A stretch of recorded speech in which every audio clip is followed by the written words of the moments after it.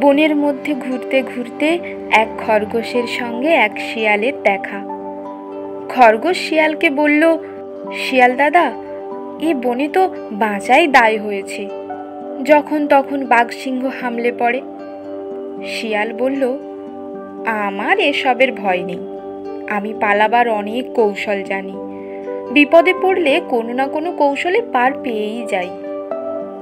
খরগোশ বলল, আমি শুধু একটি কৌশলই জানি, ছুটতে।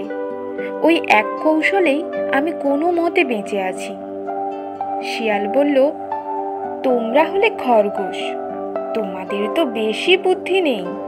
এমন সময় এক বাঘ হালুম করে সেখানে এসে পড়ল। বাঘকে দেখে খরগোশ তো তার জানা একমাত্র কৌশলে এক ছুটে বাঘের নাগালের বাইরে চলে গেল। আর শেয়াল কোন কৌশল খাটাবে তা ভাবতে লাগলো। এই সুযোগে বাঘ শেয়ালের ঘাড় মুটকে দিল।